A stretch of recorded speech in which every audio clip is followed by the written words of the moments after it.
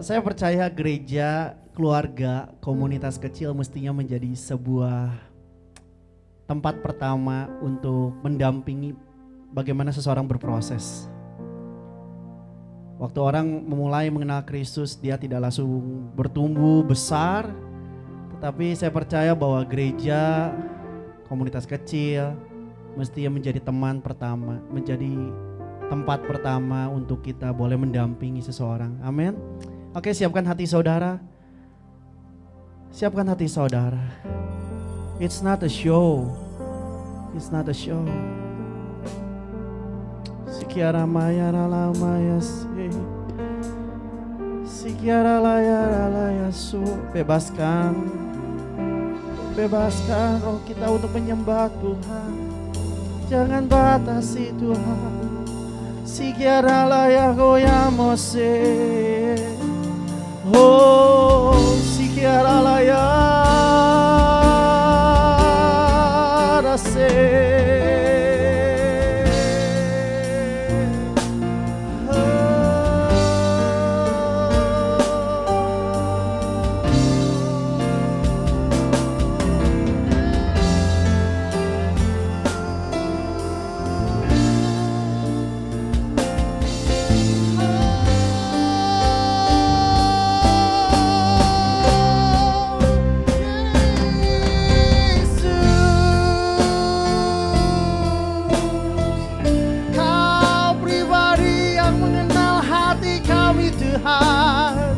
Kau pribadi yang mendampingi waktu-waktu kami. Kau pribadi yang ku cinta. Kaulah pusaka kami. Kaulah Tuhan. Kaulah sumber kehidupan. Sumber kehidupan. Oh Yesus. Oh hallelujah. We thank you for your love. We thank you for your love. Oh hallelujah. Hallelujah. Haleluya. Haleluya. 2020 mengajarkan kami banyak hal Tuhan. Kami bersyukur buat 2020 yang Kau izinkan untuk kami lewati. 2020 ini mengajarkan kami, membukakan hal-hal yang tidak terlihat dalam hidup kami Tuhan. Tadi telah kami dengar dari saudara-saudara kami, 2020 menjadi tahun mujizat, tahun penyertaan, tahun bersyukur, tahun mujizat. Banyak hal yang terjadi Tuhan, tahun perenungan Tuhan. Kami bersyukur Tuhan buat 2020 ini bahwa semuanya mendirect kami, semuanya menghimpit kami, semuanya membawa kami untuk kami bergantung penuh pada Kristus itu sendiri. Tidak ada satu hal yang kami bisa andalkan Tuhan. Keuangan kami gak bisa andalkan. Kesehatan kami gak bisa andalkan. Kekuatan kami gak bisa andalkan. Power kami gak bisa andalkan. So kalau tahun ini mengingkapkan mana yang tergoncang, mana yang tidak tergoncang. Tahun ini menyingkapkan mana yang terbakar, mana yang tidak terbakar. Biarlah kami menjadi seperti pemazmur katakan Tuhan, Engkaulah batu kearangku Tuhan. Sekalipun dagingku dan habis hatiku habis lenyap, tapi Engkaulah batu kearangku yang tidak tergoncangkan oleh apapun. Engkau selalu ada di saat-saat terkelam kami. Engkau selalu ada di saat-saat di ruang-ruang gelap kami. Engkau ada di saat semua orang tidak peduli dalam hidup kami. Engkau ada, Engkau selalu ada Tuhan. Terima kasih Yesus. Terima kasih.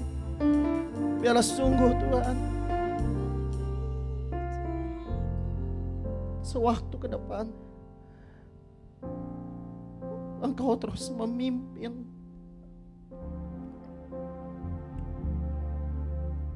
Setiap langkah. Setiap langkah.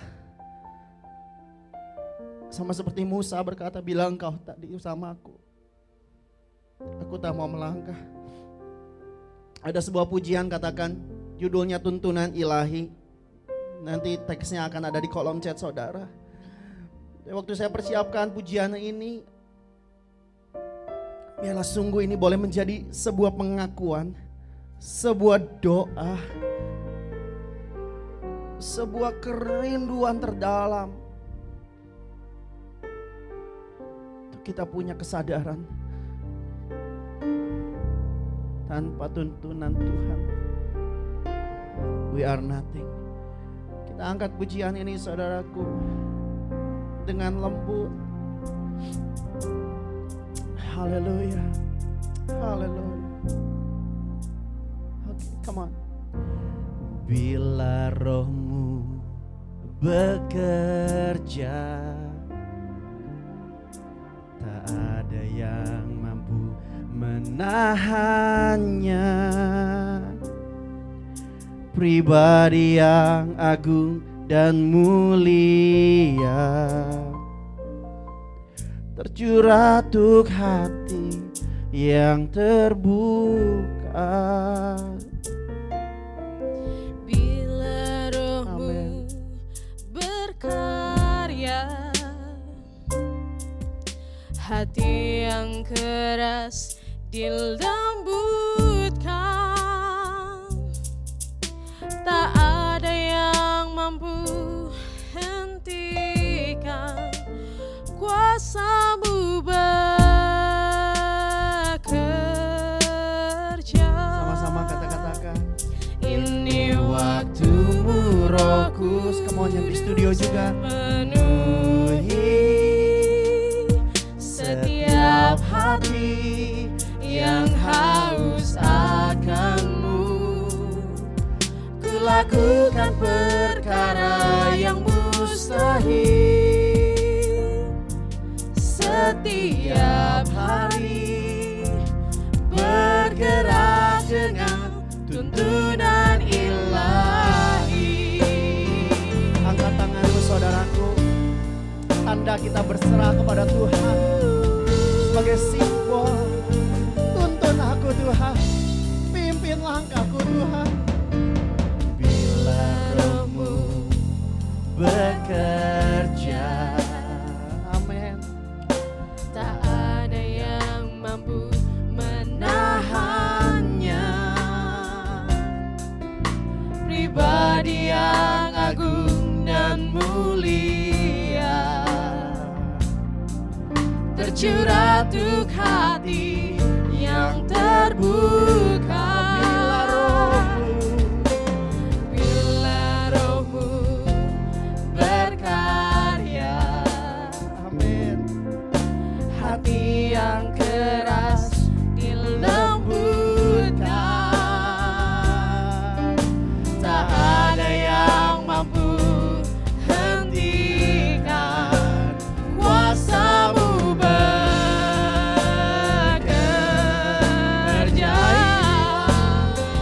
Ini waktu-Mu Roh Kudus penuhi setiap hati yang haus akan-Mu. Ku lakukan perkara yang mustahil setiap hari, bergerak ini waktu-Mu Roh Kudus penuhi kami setiap hati yang haus akan-Mu. Ku lakukan perkara yang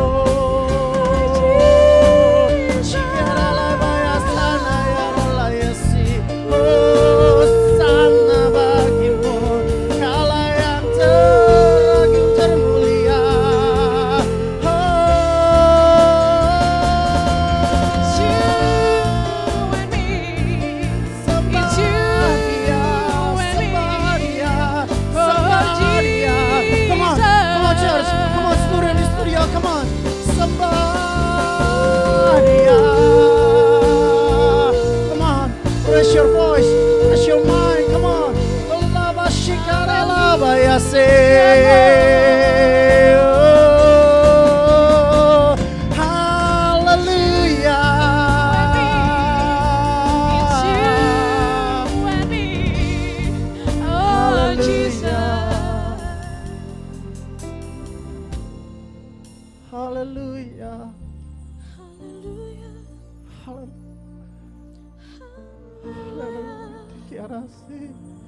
Oh, Jesus. Semua hati pikiran terfokus pada Kristus.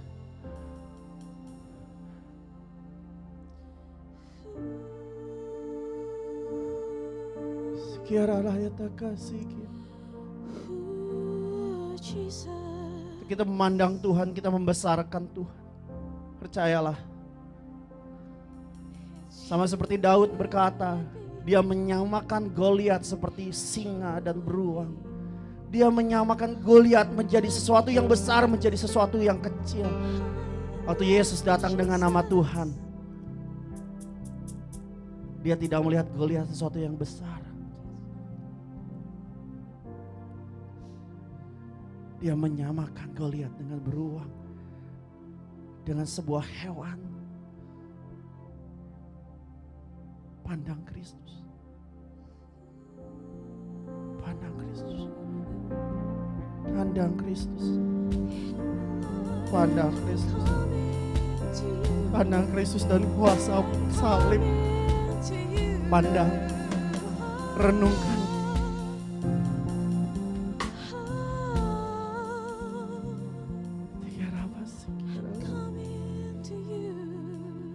Mari sama-sama katakan. Ini waktumu, Roh Kudus, penuhi setiap hati yang haus akan-Mu. Ku lakukan perkara yang mustahil. Setiap hari bergerak dengan ini waktumu, Roh Kudus, penuhi setiap hati yang haus akan-Mu. Ku lakukan perkara yang mustahil. Setiap hari bergerak dengan setiap waktu. setiap Waktu bergerak dengan setiap saat. setiap saat Bergerak dengan tuntunan ilahi.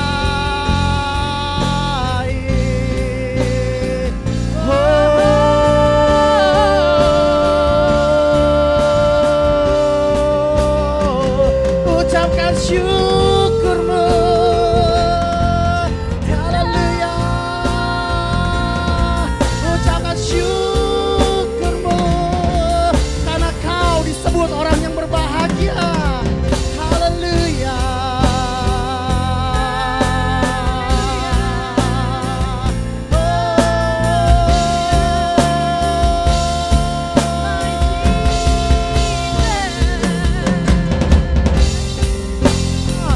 Shikalaba, shikalaba, yaralaba, yase.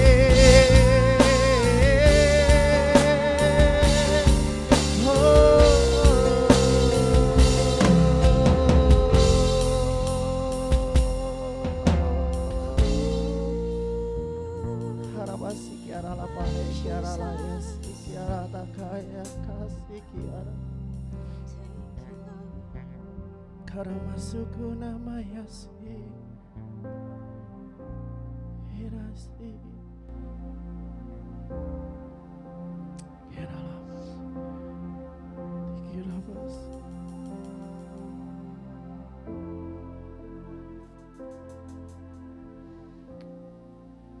Thank you, Lord. Thank you, Lord. Yeremia 17 ayat 7 katakan, but blessed is the man who trusts me, God, The woman who sticks with God, they're like trees replanted in Eden, putting down roots near the rivers. Never a worry through the hottest of summers, never dropping a leaf, serene and calm through drought, bearing fresh fruit every season. Kalau hari ini ada sebanyak situasi terjadi dalam hidup kita, sepertinya membuat kita, why I have to trust this situation, God? Trust me that God has a purpose. Percayalah bahwa Tuhan punya sebuah tujuan. Waktu kita tetap terkoneksi dengan Kristus itu sendiri, waktu kita tetap terkoneksi dengan Kristus itu sendiri, firman Tuhan katakan, tidak peduli apa musimnya, kita akan terus bisa menghasilkan buah. Bro Powell, seorang sahabat saya yang begitu luar biasa dari Komsel, dia berkata bahwa kita perlu orang-orang Kristen yang keberbuahan kehidupannya lebat supaya orang boleh melihat ada keberbuahan yang lebat. Lewati setiap musim dia tetap berbuah. Wow. So kalau hari ini kita lewati begitu banyak situasi yang mungkin kita gak memaham, terus sebuah pujian ajarkan bilang untuk kita, Tuhan ajarku mengerti segala rencanamu Tuhan, ajarku berserah hanya padamu. Mari kita sama-sama teduh sejenak. Come on. Haleluya. Haleluya.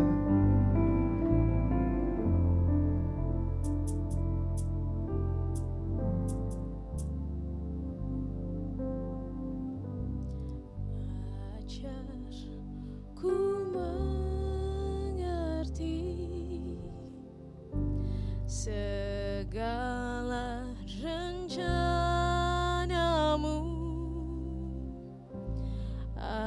ajarku berserah hanya padamu. Pimpinlah jalanku dalam terang firman-Mu.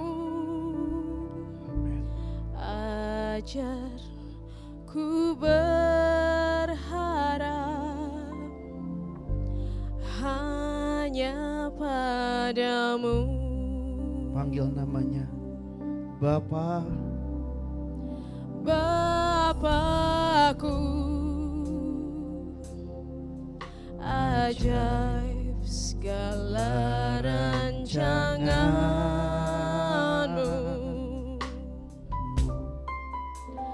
Tuhanku, heran perbuatan-Mu. Engkau sanggup mengadakan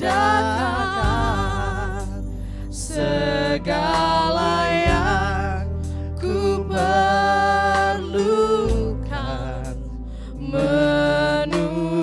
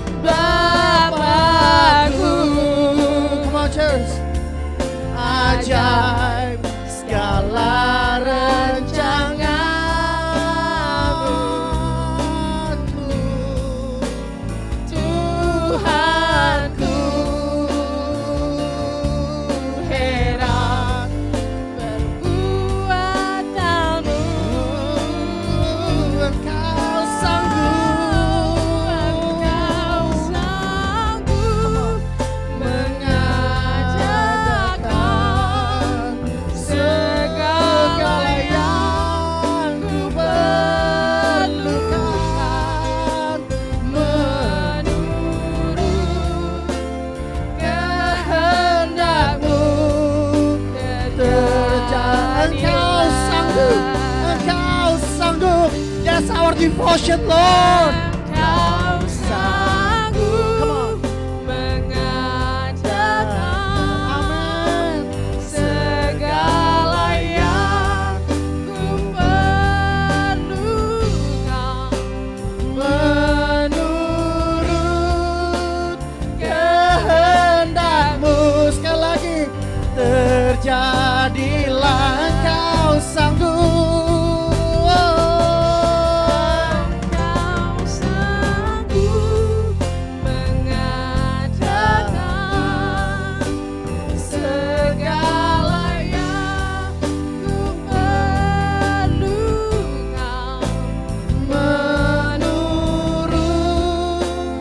kehendak-Mu, terjadilah menurut kehendak-Mu. menurut kehendak-Mu terjadilah According by your will, Lord. Menurut kehendak-Mu terjadi. Yang bersyukur kita memiliki Bapa yang kekal. Bapa tidak tergoncangkan oleh apapun.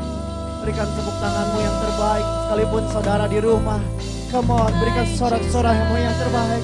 Berikan syukurmu yang terbaik. Kalau saudara masih terpelihara sempurna sampai hari, come on, berikan syukurmu yang terbaik. Oh, haleluya. Tempat saudara ada di tempat kemenangan. Tempat Bapak Ibu Saudara dan saya dari tempat kemenangan. Come on, come on. Bertempurlah dari tempat kemenangan. Bertempurlah dari tempat kemenangan. Come on.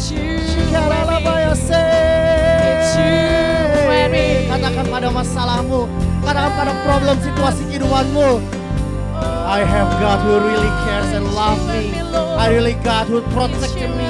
I really God yang memelihara kehidupan kami. Aku punya Tuhan, aku punya Tuhan, aku punya Tuhan, aku punya Tuhan yang tidak pernah sekali-kali meninggalkan aku. Tidak ada aku mau takuti dalam hidup ini. Khawatir, aku tidak mau takut, aku tidak mau takut karena Kristus bersama-sama dengan aku. Dan it is enough for me, and it is enough for me in the name of Jesus. Oh, haleluya. Come on, come on, jadilah generasi yang menyerang keluarmu. Come on, Sikarabaya Sekarabaya. I'm thankful, Hallelujah. I'm so thankful. You are awesome in this place. You are awesome in this place. You are awesome in this place. Thank you, Lord. Thank you, Jesus. Oke. Selamat tahun baru tentunya buat semuanya. Oke. Dan dalam kesempatan ini ya, saya ingin menyampaikan sebuah pelajaran yang saya sudah siapkan ini. Ya, judul dari sharing yang saya akan bagikan dalam kesempatan ini adalah berjudul Tabungan Tuhan. Nah, mengapa saya memberi judul Tabungan Tuhan?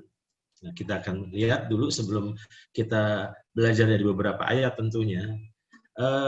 Saya tidak tahu bagaimana dengan saudara, tetapi pandemi COVID-19 ini tentu bagi saudara dan saya adalah seperti badai, dan bukan hanya seperti badai, tapi seperti juga gempa yang menggoncang kehidupan bukan hanya kita ternyata, tapi semua orang di seluruh dunia. Semua orang merasakan dampaknya.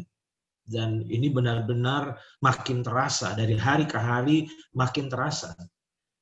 Tetapi saat saya mempersiapkan materi ini, maka ada hal yang Roh Kudus ingatkan kepada saya bahwa cobalah ingat-ingat bagaimana perasaan kita saat pertama-tama kita memasuki pandemi ini dan kita menjalani pandemi ini. Dan saya masih ingat ketika di awal-awal pandemi ini jujur saya khawatir tentang hari-hari ke depan ini.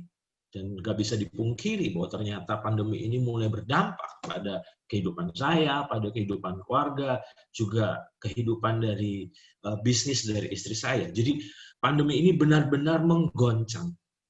Tetapi ketika saya merenungkan hal ini, maka tentu kita akan sepakat bahwa ternyata masa sulit bagi kita itu ternyata sama sekali tidak menyulitkan Tuhan menjadi Bapa yang hebat bagi kita. Saya ulang, ini kalimat penting sekali. Bahwa ternyata masa sulit bagi kita, bagi saudara dan saya, ternyata sama sekali tidak menyulitkan Tuhan menjadi Bapa yang hebat bagi kita. Saya nggak akan pernah lupa di awal-awal pandemi ini, saat saya berjalan berdua dengan anak saya Samuel saat kami berolahraga. Jadi waktu itu kami jalan berdua. Dan saat saya berjalan, saya ngobrol dengan anak saya. Dan tiba-tiba Tuhan ingatkan, itu kalau nggak salah masuk bulan kedua atau ketiga dari pandemi.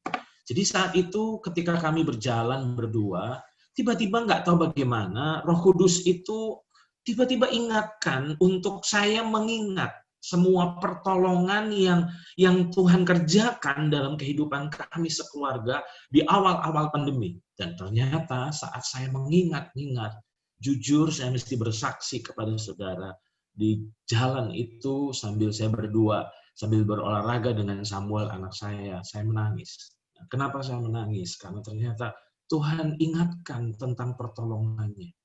Secara manusia gak mungkin, tapi ternyata di bulan pertama Tuhan tunjukkan bahwa Dia adalah Bapa yang sangat hebat. Kami nggak tahu gimana caranya, tetapi Tuhan itu benar-benar membuktikan bahwa Dia bisa memberkati kami. Dan itulah yang membuat saya menangis, karena ternyata saya disadarkan tentang betapa hebatnya Tuhan. Dan saya tidak tahu bagaimana dengan saudara. Tetapi jika kita menengok ke belakang, maka sebenarnya kita harus mengakui bahwa ternyata Tuhan itu adalah Bapa yang sangat hebat. Mungkin ketika kita memasuki pandemi ini, kita penuh dengan ketakutan, penuh dengan kekhawatiran. Karena kita berkata, gimana caranya? Gimana caranya?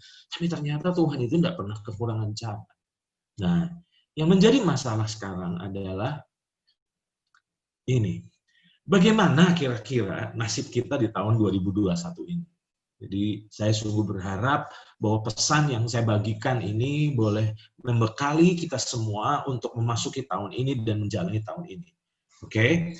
Jika kita menengok ke belakang bahwa ternyata kita bisa lewati masa-masa sulit itu. Tetapi yang menjadi masalah adalah ternyata banyak prediksi yang mengatakan bahwa tahun 2021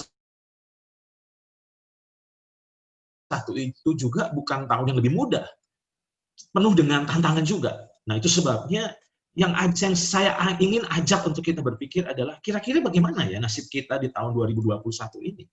Kalau memang pandemi ini tidak menjamin makin rendah, walaupun memang vaksin sebentar akan dibagikan, akan dilakukan, tapi itu tidak menjamin juga bahwa semuanya akan kembali normal. Itu sebabnya banyak orang memasuki tahun ini dengan tanda tanya. Mereka berkata, gimana ya yang kita akan alami? Bagaimana nasib saya? Bagaimana keadaan saya? Bagaimana keadaan keluarga saya? Bagaimana keadaan bisnis saya di tahun 2021 ini? Nah, saat saya merenungkan pertanyaan ini, maka mengapa saya memberi judul Tabungan Tuhan? Karena ternyata tujuan kita menabung adalah demi mempersiapkan masa depan dan masa suka. Saya ulang ya, coba kalau kita menabung dan kalau ada orang tanya kepada kita, kenapa sih menabung? Jawabannya pasti adalah tujuan kita menabung adalah demi kita mempersiapkan masa depan. Demi kita juga mempersiapkan masa sukar. Sehingga ketika masa sukar itu tiba, kita udah punya persediaan keuangan sehingga akhirnya kita bisa nggak mengalami kesulitan karena kita bisa cover semuanya karena ada tabungan. Nah, mengapa saya memberi judul Tabungan Tuhan? Ternyata tabungan Tuhan dalam kehidupan anak-anaknya, yaitu saudara dan saya, bukanlah uang. Kalau kita menabung uang, tapi sebenarnya Tuhan itu punya tabungan Dan tabungannya itu dalam hidup kita, itu bukanlah uang. Tapi ternyata sebenarnya tabungan Tuhan dalam kehidupan kita semua adalah pengalaman-pengalaman akan kesetiaannya dalam kehidupan kita. Saya ulang, ini penting sekali bahwa ternyata sebenarnya Tuhan itu menabung dalam kehidupan kita, bukan uang, tapi sebenarnya pengalaman-pengalaman akan kesetiaannya. Ingat, tadi saya katakan bahwa tujuan menabung adalah demi mempersiapkan masa depan dan masa sukar. Sekarang, saya mau ajak untuk kita belajar di dalam Injil Matius pasal 14, ayat 14 sampai ayat 21. Nah, jika kita memperhatikan ayat-ayat ini, maka kisah ini adalah kisah yang sangat familiar bagi kita, karena kita sering membacanya. Kita sangat menghafal tentang kisah daripada perumpamaan, daripada kisah ini dalam Matius pasal 14, ayat 14 sampai 21. Kisahnya adalah saat itu Yesus mengadakan mujizat untuk memberi makan orang banyak yang jumlahnya 5.000 orang laki-laki dengan hanya bermodalkan 5 roti dan 2 ekor ikan. Dari sekolah minggu kita sudah membaca, sudah mempelajari kisah ini, sehingga tadi saya katakan kita sangat familiar dengan peristiwa ini. Nah, apa yang saya ingin bagikan dari Matius 14, ayat 14 sampai 21. Tentu saudara bisa mempelajarinya setelah selesai pemberitaan firman ini, alangkah baiknya untuk kita membaca sehingga kita bisa menangkap secara utuh. Tetapi kesimpulannya di sini, saya nggak akan baca ayat demi ayat, bahwa ternyata Yesus mengadakan mujizat bahwa hanya dengan 5 roti dan 2 ekor ikan, ternyata 5.000 orang laki-laki, belum termasuk perempuan dan anak-anak, ternyata mereka makan sampai kenyang. Dan bukan hanya itu, tapi sisanya adalah 12 bakul. Nah, itu peristiwa yang dialami oleh Yesus dan murid-muridnya dalam Matius pasal 14, ayat 14 sampai 21. Nah, jika kita telusuri ayat demi ayat, maka kita akan tiba dalam Injil Matius pasal 15, ayat 32 sampai 38. Jadi di Matius 14, mujizat Yesus adalah memberi makan 5.000 orang laki-laki dengan 5 roti dan 2 ekor ikan. Nah, anehnya, jika kita pelajari di Matius 15 ayat 32 sampai 38, dan ayat-ayat ini saya ingin bacakan bagi saudara. Lalu Yesus memanggil murid-muridnya dan berkata, hatiku tergerak oleh belas kasihan kepada orang banyak itu. Sudah 3 hari mereka mengikuti aku dan mereka tidak mempunyai makanan. Perhatikan ini. Aku tidak mau menyuruh mereka pulang dengan lapar, nanti mereka pingsan di jalan. Kata murid-muridnya kepadanya, bagaimana di tempat sunyi ini kita mendapat roti untuk mengenyangkan orang banyak yang begitu besar jumlahnya? Perhatikan, ada yang aneh di sini. Padahal di dalam Injil Matius pasal 14, sebenarnya murid-muridnya pernah mengalami peristiwa yang sama. Dan ternyata tidak menyulitkan Yesus. Dengan 5 roti dan 2 ikan, Yesus memberi makan 5.000 orang laki-laki sampai kenyang, dan sisanya 12 bakul. Tapi aneh, ketika mereka mengalami pengalaman yang sama, mereka berkata, bagaimana di tempat sunyi ini kita mendapat roti untuk mengenyangkan orang-orang banyak yang begitu besar jumlahnya? Kata Yesus kepada mereka, berapa roti yang ada padamu? 7, jawab mereka. Dan ada lagi beberapa ikan kecil. Lalu Yesus menyuruh orang banyak itu duduk di tanah. Sesudah itu ia mengambil ke-7 roti dan ikan-ikan itu, mengucap syukur, memecah-mecahkannya, dan memberikannya kepada murid-muridnya. Lalu murid-muridnya memberikannya pula kepada orang banyak. Dan mereka semuanya makan sampai kenyang, kemudian orang mengumpulkan potongan-potongan yang sisa, 7 bakul penuh. Yang ikut makan ialah 4.000 laki-laki, tidak termasuk perempuan dan anak-anak. Apa yang aneh ketika saya membaca ayat-ayat ini? Yang aneh adalah respon dari murid-murid. Perhatikan ini. Jika 5 roti sebenarnya dapat memberi makan 5.000 orang, berarti 7 roti modalnya lebih banyak. Ingat, di Matius 14 tadi, hanya dengan 5 roti bisa memberi makan 5.000 orang. Nah, saat itu yang dihadapi mereka bukan 5.000 orang, tapi 4.000 orang. Dan modal mereka bukan 5 roti lagi, tapi 7 roti. Nah, seharusnya kalau logika mereka jalan, kalau logika mereka sehat, harusnya mereka bilang gini, jika 5 roti saja bisa memberi makan 5.000 orang laki-laki sampai kenyang dan sisa 12 bakul, maka 7 roti sebetulnya lebih lagi dong. Nah, tetapi ternyata apa pelajaran penting yang saya mau bagikan buat kita semua? Tapi ternyata murid-muridnya di sini nggak belajar akan pengalaman yang mereka alami. Nah, perhatikan ini ya, saudara. Oke, saya akan lanjutkan. Di dalam Injil Matius pasal 16 ayat 6 sampai yang ke-10, coba saudara perhatikan. Itu dikatakannya karena kita tidak membawa roti. Dan ketika Yesus mengetahui apa yang mereka perbincangkan, ia berkata, mengapa kamu memperbincangkan soal tidak ada roti? Hai orang-orang yang kurang percaya. Nah, perhatikan ini kalimat ini. Belum jugakah kamu mengerti? Tidakkah kamu ingat lagi akan 5 roti untuk 5.000 orang itu? Dan berapa bakul roti yang kamu kumpulkan kemudian? Ataupun akan 7 roti untuk 4.000 orang itu, dan berapa bakul kamu kumpulkan kemudian? Nah, apa pelajaran yang saya ingin lepaskan lewat kesempatan ini? Ingat, judul dari pelajaran yang saya bagikan saat ini adalah tabungan Tuhan. Dan sadarkah saudara bahwa ternyata tabungan Tuhan dalam hidup kita ini bukan uang, tapi tabungan Tuhan dalam kehidupan kita adalah pengalaman demi pengalaman akan kesetiaannya. Nah, tujuan Tuhan memberikan pengalaman-pengalaman akan kesetiaannya dalam hidup kita adalah sebenarnya demi membuat kita memiliki modal untuk menghadapi masa-masa sukar di kemudian hari. Nah, murid-muridnya sudah mengalami pertolongan Tuhan. Murid-muridnya sudah mengalami mujizat sebanyak 2 kali. Tapi ternyata mujizat sebanyak 2 kali ternyata tidak membuat mereka akhirnya memiliki keyakinan bagi Yesus tidak ada yang mustahil. Nah, apa yang saya ingin lepaskan lewat kesempatan ini?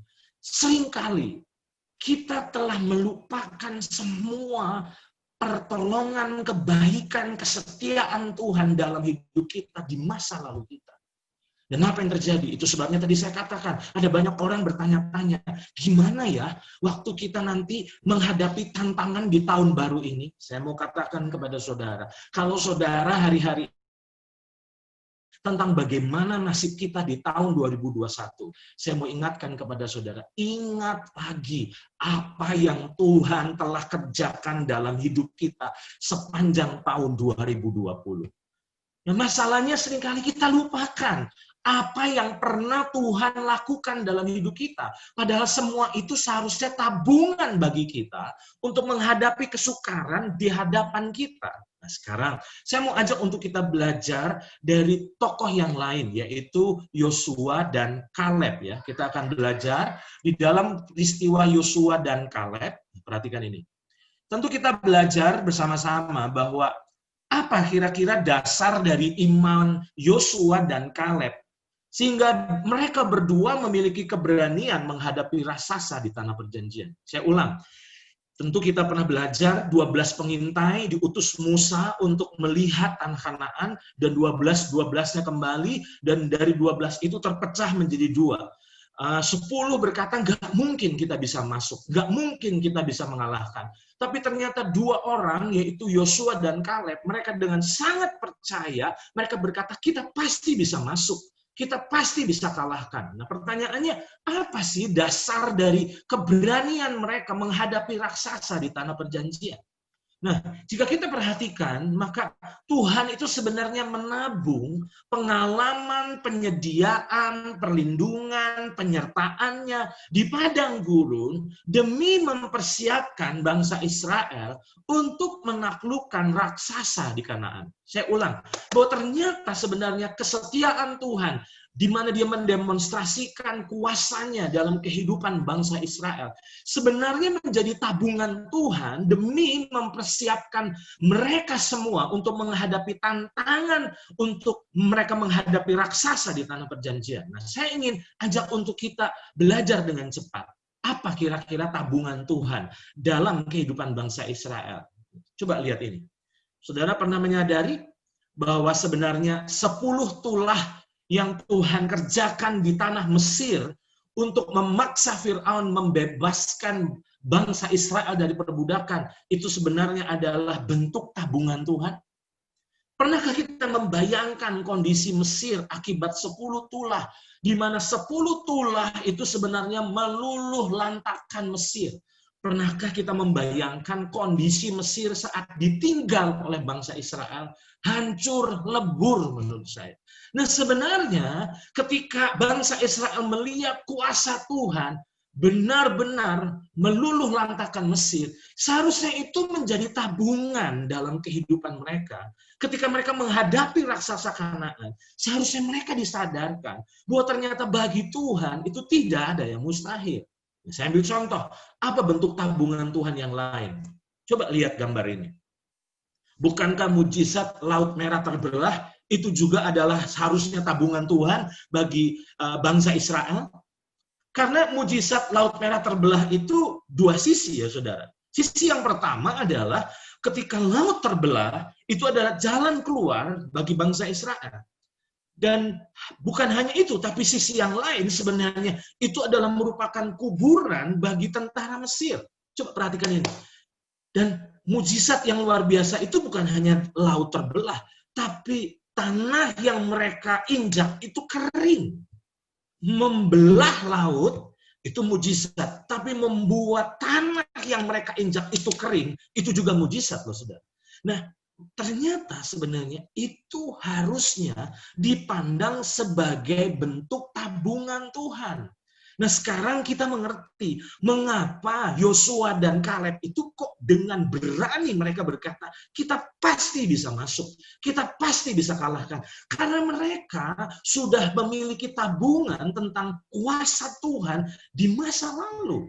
Nah sekarang saya mau ajak untuk kita belajar lagi tentang apa sih tabungan Tuhan dari dalam kehidupan bangsa Israel. Bentuk tabungan Tuhan selanjutnya, tiang awan. Bayangkan, tiang awan melindungi dari panas teriknya padang gurun saat di siang hari. Bisa dibayangkan, padang gurun itu panas terik dan benar-benar bisa menyiksa.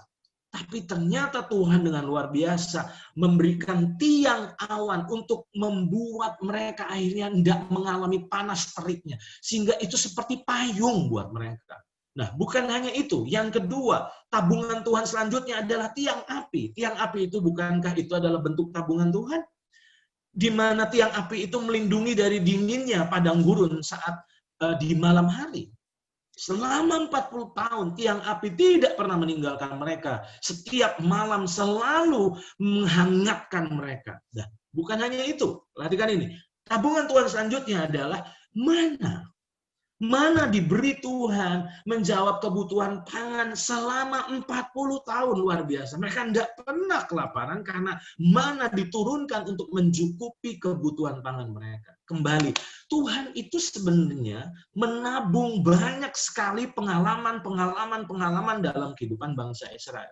Nah, sangat disayangkan mayoritas dari bangsa Israel itu tidak melihat itu sebagai bentuk tabungan Tuhan. Mereka melupakan semua pengalaman dengan Tuhan di masa lalu mereka. Sedangkan Yosua dan Kaleb mengingat semua itu. Nah, ada dua hal lagi yang saya ingin ajak untuk kita belajar. Apa sih bentuk tabungan Tuhan dalam hidup bangsa Israel selanjutnya? Perhatikan ini. Ternyata turunnya mana menurut saya bukanlah mujizat satu-satunya. Karena bagaimana dengan kebutuhan air minum mereka? Nah, tentu kita pernah belajar bahwa kebutuhan air mereka selama 40 tahun itu nggak mudah loh, saudara. Ingat, dicatat mereka itu berjumlah sekitar 600.000 orang laki-laki, belum yang wanita dan anak-anak. Catatan kaki saja, bangsa Israel itu nggak mengenal KB model kita. KB mereka bukan keluarga berencana, tapi keluarga besar. Jadi satu keluarga itu bisa 10, bisa 12. Jadi kalau yang dihitung itu 600.000 laki-laki, itu bisa dibayangkan berapa jumlah mereka. Ingat, kebutuhan minum orang per hari secara normal itu 2 liter. Nah bayangkan kalau kita hitung 3 juta orang, berarti Tuhan itu harus menyediakan air itu sebanyak 6 juta liter per hari. Saudara. Kalau tidak, mereka akan mati kehausan. Tapi ternyata lagi-lagi padang gurun di mana sebenarnya mustahil orang bisa hidup. Tapi ternyata oleh karena Tuhan hadir bersama mereka, mereka bisa hidup sebetulnya. Bukan hanya itu lagi, ada satu tabungan Tuhan yang menurut saya seharusnya membuat mereka belajar untuk mereka punya iman bahwa ternyata tidak ada yang mustahil bagi Tuhan. Apakah itu? Lihat ini. Bilangan pasal 11 ayat 19 sampai 23 dan ayat 31. Tentu kita pernah belajar bahwa mereka ini bersungut-sungut sama Tuhan dan mereka bilang, aduh kita ini pengen daging. Ingat, nah mereka tuh ingat daging, lalu mereka berkata, mana terus tiap hari kan bosan. Lalu mereka ini pingin makan daging. Lalu akhirnya persungutan mereka itu didengar oleh Tuhan, dan ternyata Tuhan meresponinya dengan Tuhan bilang, aku akan beri daging. Nah perhatikan, ayat 19 dari bilangan pasal 11. Bukan hanya 1 hari kamu akan memakannya, bukan 2 hari, bukan 5 hari, bukan 10 hari, bukan 20 hari, tetapi genap sebulan lamanya. Sampai keluar dari dalam hidungmu dan sampai kamu muak karena kamu telah menolak Tuhan yang ada di tengah-tengah kamu dan menangis di hadapannya dengan berkata, untuk apakah kita keluar dari Mesir? Tetapi kata Musa, bangsa yang ada bersama aku ini berjumlah 600.000 orang berjalan kaki. Ingat, ini laki-laki dewasa ya, belum yang perempuan dan anak-anak. Namun engkau berfirman, daging akan kuberikan kepada mereka dan genap sebulan lamanya mereka akan memakannya. Nah, ini respon Musa ya. Dapatkah sekian banyak kambing, domba, dan lembu sapi disembelih bagi mereka? Perhatikan ini. Disembelih bagi mereka sehingga mereka mendapat cukup? Atau dapatkah ditangkap segala ikan di laut bagi mereka sehingga mereka mendapat cukup? Nah, Musa itu pakai logikanya. Musa langsung berkata, gimana mungkin Tuhan ngasih daging di padang gurun untuk kurang lebih 600.000 laki-laki, belum termasuk wanita dan anak-anak. Nah, logika Musa jalan. Kayaknya nggak mungkin. Gimana caranya? Nah, Musa adalah gambaran dari kita. Seringkali kita pun juga mempertanyakan kuasa Tuhan. Kita ditolong oleh Tuhan di tahun 2020. Tapi tanpa sadar, kita masih terus mempertanyakan kemampuannya dan kesetiaannya di tahun 2021 ini loh saudara. Perhatikan ini. Apa yang menjadi respon Tuhan? Ayat 23. Tetapi Tuhan menjawab Musa, masakan kuasa Tuhan akan kurang untuk melakukan itu? Sekarang engkau akan melihat apakah firman-Ku terjadi kepadamu atau tidak. Nah, Musa berpikir bahwa kalau Tuhan janji ngasih daging, itu pasti mikirnya kambing, domba, lembu, sapi, atau ikan. Tapi dia nggak sadar bahwa ternyata Tuhan memberi daging, yaitu burung puyuh. Nah, perhatikan ayat 31. Lalu bertiuplah angin yang dari Tuhan asalnya. Dibawalah burung-burung puyuh dari seberang laut dan dihamburkannya ke atas tempat perkemahan dan di sekelilingnya. Kira-kira berapa banyak burung puyuh yang dikirim Tuhan? Kira-kira sehari perjalanan jauhnya ke segala penjuru. Dan kira-kira 2 hasta tingginya dari atas muka bumi. Coba pakai imajinasi kita sebentar dong. Berapa banyak, berapa ribu burung yang Tuhan kirim untuk bangsa Israel pada saat itu. Sadarkah saudara bahwa ternyata itu sebetulnya bentuk tabungan Tuhan untuk membuat mereka seharusnya yakin bahwa Tuhan tidak pernah meninggalkan mereka untuk mereka masuk Kanaan mereka. Apa pelajaran yang saya mau lepaskan di sini? Mengapa reputasi Tuhan di masa lalu tidak cukup meyakinkan kita untuk mempercayai kesetiaan dan kemampuannya bagi masa kini dan masa depan kita? Saya berharap pelajaran ini harusnya membuat kita jadi sadar bahwa mengapa reputasi Tuhan di masa lalu atau mengapa reputasi Tuhan di tahun 2020 dalam menyertai kita, dalam memberkati kita, dalam memelihara kehidupan kita. Ternyata mengapa itu semua tidak cukup meyakinkan, mempercayai Tuhan bagi masa kini kita dan bagi masa depan kita. Memang masa depan kita adalah masa depan yang penuh dengan tanda tanya. Semuanya nggak pasti. Tapi satu yang pasti, Tuhan itu tidak akan pernah meninggalkan kita. Dan Dia berjanji untuk selalu bersama kita melewati semua itu. Dan saat saya merenungkan hal ini, saya jadi ingat sebuah ayat yang pernah dicatat di dalam Ulangan pasal 4, ayat yang ke-9. Saya ajak untuk kita belajar ayat ini. Bagus sekali ayat ini. Ini adalah nasihat Tuhan bagi bangsa Israel.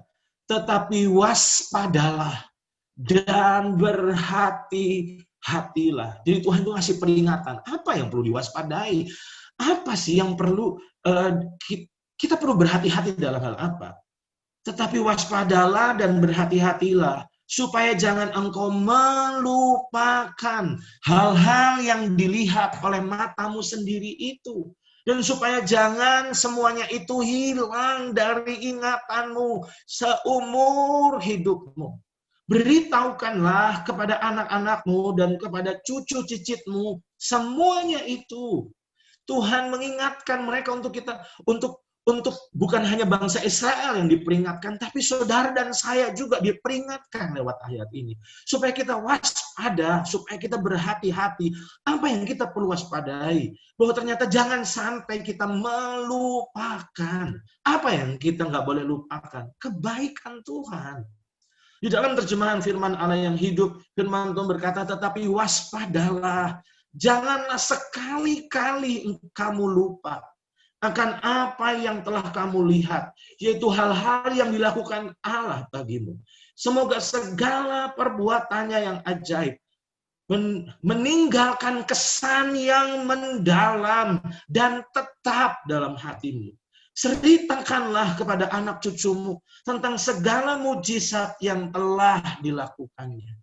Tuhan tahu betul bahwa kita ini punya penyakit. Penyakitnya apa? Kita ini pelupa. Itu sebabnya Tuhan ingatkan, jangan sampai lupa.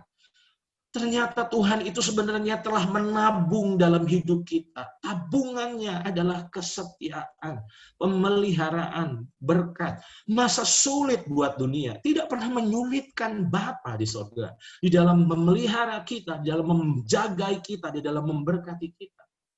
Hari ini saya tahu setiap kita mengalami goncangan. Tidak ada yang nyaman. Tapi saya mau ingatkan kepada saudara, jangan lupakan.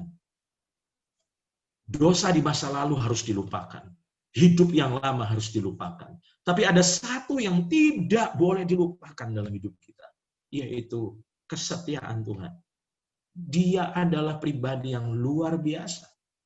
Ketika saya merenungkan hal ini, saya diingatkan dalam Mazmur pasal 103 ayat yang kedua. Dalam Mazmur pasal 103 ayat yang kedua, firman Tuhan berkata, pujilah Tuhan, hai jiwaku, dan janganlah lupakan segala kebaikannya. Pemazmur, yaitu dalam hal ini Daud berkata, pujilah Tuhan, hai jiwaku, dan janganlah lupakan segala kebaikannya. Nah, Daud adalah seorang yang tidak melupakan kebaikan Tuhan di masa lalu. Itu sebabnya dia adalah seorang yang beriman. Tidak heran ketika dia menghadapi Goliat, dia percaya, dia sangat mempercayai Tuhan. Nah, perhatikan ini, di dalam 1 Samuel pasal 17 ayat 33 dan ayat 37. Tetapi Saul berkata kepada Daud, tidak mungkin engkau dapat menghadapi orang Filistin itu untuk melawan dia, sebab engkau masih muda. Sedang dia sejak dari masa mudanya telah menjadi prajurit. Jadi Saul menasehati Daud bilang, gak mungkin kamu bisa kalahkan Goliat. Gak mungkin. Kamu masih muda. Tapi ternyata apa yang membuat Daud kok punya keberanian menghadapi Goliat? Karena ternyata Tuhan telah punya tabungan dalam kehidupan Daud. Dan Daud tidak melupakan kebaikan Tuhan. Nah, perhatikan ayat 37. Pula kata Daud, Tuhan yang telah, perhatikan kata telah. Jadi ini adalah pengalaman bersama dengan Tuhan di masa lalunya. Itu adalah tabungannya. Nah, pula kata Daud, Tuhan yang telah melepaskan aku dari cakar singa dan dari cakar beruang. Dia juga, perhatikan kata akan. Perhatikan kata ini penting. Kalau tadi Tuhan yang telah, jadi berarti ini bicara pengalaman dengan Tuhan di masa lalu. Ternyata itulah yang menjadi rahasia keberanian. Dia katakan, dia juga akan melepaskan aku dari tangan orang Filistin itu. Kata Saul kepada Daud, pergilah, Tuhan menyertai engkau. Saya berdoa biar pesan ini boleh menyadarkan kita, membuat kita malu dengan Tuhan. Kalau kita terus mempertanyakan kesetiaannya, kita meragukan kebaikannya, kita meragukan tanggung jawabnya, harusnya membuat kita malu, karena sebenarnya yang membuat kita ragu, yang membuat kita takut, yang membuat kita khawatir. Karena ternyata kita telah melupakan kebaikan Tuhan di masa lalu. Perjamuan kudus seharusnya menjadi point of contact untuk mengingatkan kita terus akan kebaikan Tuhan. Apa sih yang luar biasa dari perjamuan kudus? Karena setiap kali kita melakukan perjamuan kudus, sebenarnya kita kembali diingatkan tentang kasih Tuhan, tentang keseriusan Tuhan di dalam mengasihi kita. Kalau nyawanya saja dia beri, kalau nyawanya saja dia tidak tahan, masakan semua yang kita butuhkan di masa kini dan masa depan, dia tidak akan sediakan, dia tidak akan cukupkan. Nah, saya berdoa supaya setiap kali kita melakukan perjamuan kudus, itu bukan bicara sebuah ritual agamawi, tapi itu adalah sebuah saat di mana kita kembali mengingatkan diri kita bahwa ternyata Tuhan sangat serius dalam mengasihi kita. Tabungan-tabungan Tuhan di masa lalu seharusnya tidak dilupakan, karena itu adalah bekal dari Tuhan untuk kita mengarungi masa-masa sulit, masa-masa sukar dengan satu keyakinan bahwa kalau Dia di masa lalu tolong kita, maka Dia yang sama akan selalu tolong kita di masa kini dan masa mendatang. Dan saya mau akhiri dengan hal ini. Saya akan masuk ke bagian akhir, bahwa jangan pernah menurut saya mendikte Tuhan dengan pengetahuan dan pengalaman kita. Tanpa sadar, kita telah mengkotakkan Tuhan, kita telah membatasi Tuhan dengan pengetahuan dan pengalaman kita. Kita selalu berpikir bahwa, kayaknya kalau Tuhan kerja itu pasti seperti ini. Saya mau katakan kepada saudara, Dia Tuhan, kita bukan Tuhan. Artinya dialah yang punya hak untuk menentukan bagaimana caranya. Saudara tidak bisa mendikte Tuhan. Saudara tidak bisa menghimbau Tuhan. Saudara tidak bisa mengatur Tuhan. Gini loh caranya kalau engkau mau tolong aku. Gak bisa. Dia adalah Tuhan. Nah, saya ingat sebuah peristiwa yang dicatat dalam Injil Yohanes pasal 5, ayat 5-7. Ini adalah contoh orang yang membatasi Tuhan dengan pengalamannya. Perhatikan ini. Di situ ada seorang yang sudah 38 tahun namanya sakit. Ketika Yesus melihat orang itu berbaring di situ dan karena dia tahu bahwa ia telah lama dalam keadaan itu, berkatalah ia kepadanya, maukah kau sembuh? Pertanyaan Tuhan itu simpel, mau sembuh enggak ya? Jawab orang yang sakit itu kepadanya, Tuhan. Nah, kembali lagi. Harusnya jawabannya simpel, mau atau tidak. Tapi dia berkata, Tuhan, tidak ada orang yang menurunkan aku ke dalam kolam itu apabila air mulai goncang. Dan sementara aku menuju kolam itu, orang lain sudah turun mendahului aku. Ini adalah gambaran orang yang membatasi Tuhan dengan pengalaman dari masa lalu. Dia berpikir bahwa kalau Tuhan yang bukan dia, itu lewat air kolam yang goncang dan dia turun dan dia sembuh. Tapi ternyata Tuhan tidak mau dibatasi oleh pengalaman di masa lalu kita. Oleh pengertian-pengertian kita. Dia Tuhan. Nah, itu sebabnya kata Yesus kepadanya, bangunlah, angkatlah tilammu dan berjalanlah. Dan pada saat itu juga sembuhlah orang itu, lalu ia mengangkat tilamnya dan berjalan. Tetapi hari itu adalah hari Sabat. Apa pelajaran penting, poin penting yang saya mau lepaskan di sini? Bahwa dalam hal cara atau metode, kreativitas dan kejeniusan Tuhan tidak mungkin tertebak. Tetapi dalam hal prinsip itu selalu dapat ditebak. Saya ulang kalimat ini. Saya berharap poin ini akan membekali kita untuk menjalani tahun ini. Dalam hal cara, dalam hal metode, kreativitas dan kejeniusan Tuhan tidak mungkin bisa tertebak oleh otak kita. Tetapi dalam hal prinsip selalu dapat ditebak. Maksudnya apa? Kita nggak bisa tebak Tuhan itu nolong kita di bulan ini gimana caranya ya. Percayalah, Dia akan tolong. Dia pasti tolong. Prinsipnya Dia pasti tolong. Tapi cara atau metodenya nggak bisa ditebak. Itu sebabnya jangan tebak-tebak Tuhan. Tetap percayai saja bahwa Dia pasti tolong. Nah sekarang masalahnya, mengapa Tuhan itu sering merubah-rubah caranya saat Dia menolong kita? Pernah menyadari, saudara, bahwa Tuhan itu sering merubah caranya saat menolong kita? Kenapa? Jawabannya adalah karena Tuhan ingin kita ini bergantung kepadanya dan bukan bergantung pada cara yang dipergunakannya. Sedangkan penyakit kita ini suka bergantung pada metode. Padahal Tuhan mau kita bergantung pada Dia. Itu sebabnya, coba, kalau kita lihat ke belakang, track record-nya Tuhan, rekam jejaknya Tuhan, Dia tuh selalu nggak bisa ditebak. Ingat, prinsipnya bisa ditebak. dia pasti menolong. Tapi caranya nggak bisa ditebak. Nah, saat saya mempersiapkan materi ini, maka saya jadi ingat akan pengalaman dari Elia.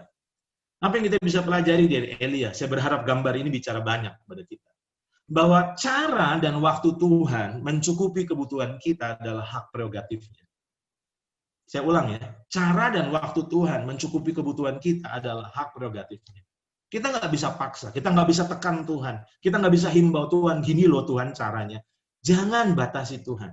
Ingat, dia adalah Tuhan yang jenius, dia adalah Tuhan yang kreatif, dan percayalah dia pasti menyatakan pertolongan dalam hidup kita. Nah, gambar yang pertama ini adalah Elia saat dipelihara oleh Tuhan lewat burung gagak. Dengan cara yang mustahil, Tuhan memelihara kehidupan Elia di sungai Kerit dengan mengirim burung gagak. Tapi apakah Tuhan terus pakai cara itu? Tidak. Saat sungai Kerit kering, Tuhan merubah caranya dalam memelihara Elia. Dengan dia disuruh pergi ke Sarfat, dan di situ Tuhan berkata, aku akan memerintahkan seorang janda untuk memelihara hidupmu. Berarti dengan kata lain bahwa metode atau cara yang Tuhan pakai berubah. Nah, kenapa dirubah? Kecenderungan saya, dugaan saya adalah biasanya kalau penyakit kita, ini akhirnya tanpa sadar, Elia itu lebih bergantung sama burung gagaknya daripada Tuhan yang mengirim burung gagaknya. Bukankah itu yang kita alami juga?